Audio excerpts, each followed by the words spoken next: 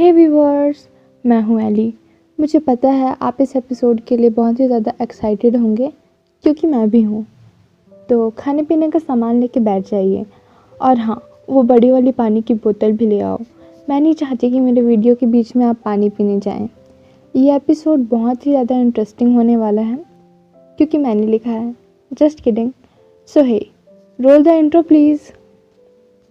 I got you.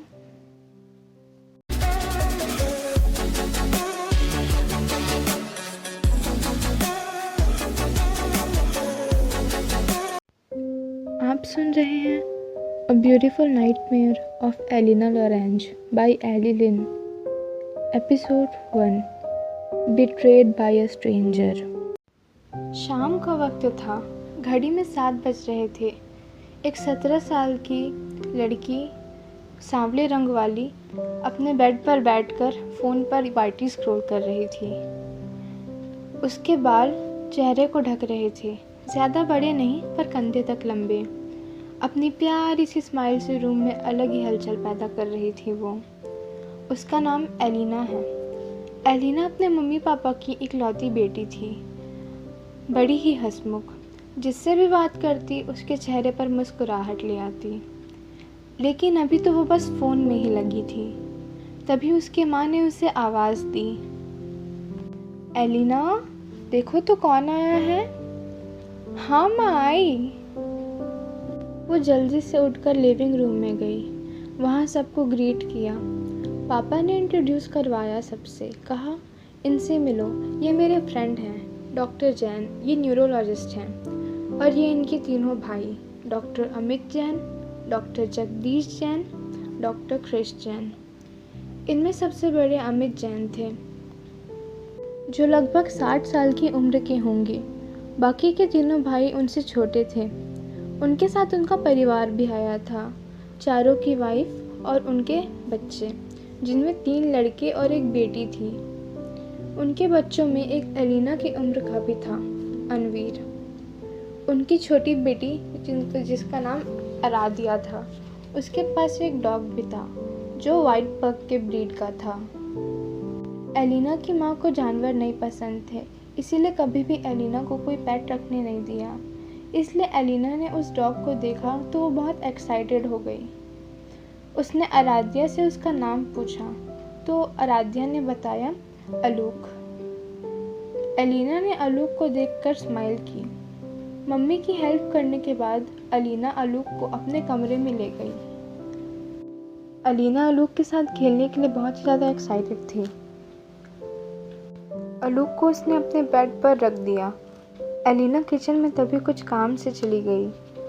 वापस आने के बाद देखा कि आलूक बेड पर नाखूनों से स्क्रैच कर रहा है।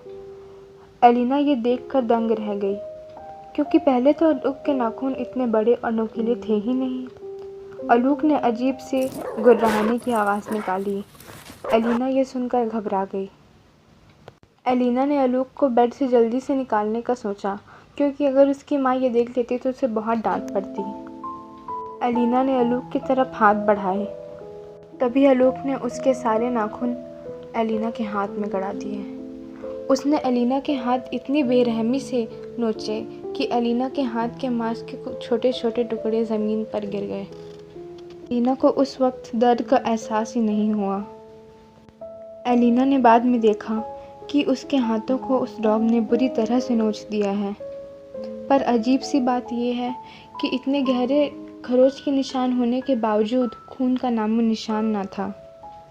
एलिना डरते हुए लिविंग रूम की तरफ भागी। थोड़ी आगे चल के जब उसने अपने बेड साइड देखा तो आलूक नॉर्मल था। वो बहुत डर गई।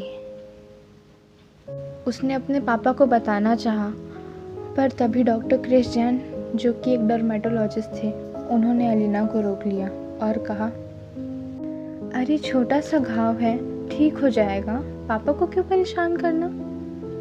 यह सुनकर एलिना का सब्र का बांध जैसे टूट सा गया था।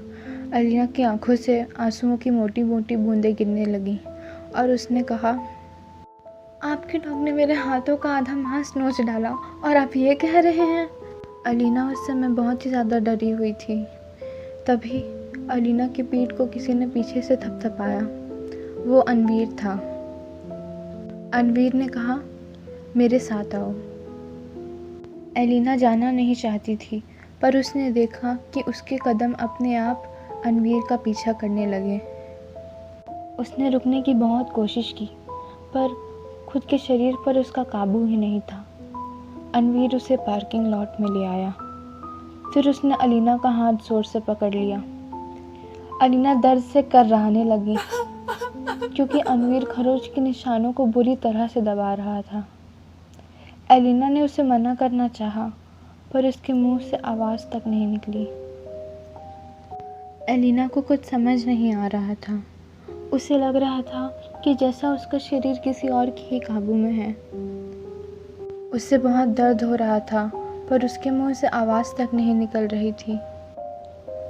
तभी अचानक से सब तरफ कोहरा छा जाता है।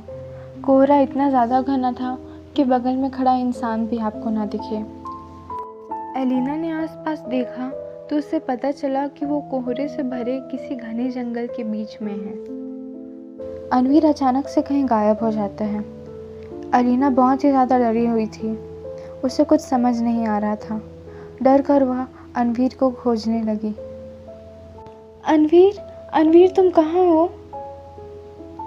मुझे यहाँ क्यों लाया है तुमने? मुझे घर जाना है, मुझे घर ले चलो। अनवीर। आखिरकार एलिना के मुंह से कुछ लफ्ज़ निकले। उसे थोड़ी राहत महसूस हुई कि कम से कम वो कुछ बोल तो पा रही है। वह अनवीर को चारों तरफ खोजने लगी, पर उसे कोहरे के सिवाय और कुछ ना दिखा। तभी अचानक से उसे उसके कानों में कुछ आवाज़ें सुनाई दी। यह आवाज़ अनवीर की थी। वो कह रहा था, enjoy your game, I hope तुम घर जल्दी आओगी। ये सुनकर एलिना और भी ज़्यादा डर गई, क्योंकि उसे अनवीर कहीं भी दिखाई नहीं दे रहा था, बस उसकी आवाज़ सुनाई दे रही थी। एलिना बहुत ही ज़्यादा पैनिक कर रही थी। उसे कुछ समझ नहीं आ रहा था कि अब वो क्या करे। उसका सिर भारी भारी लगने लगा।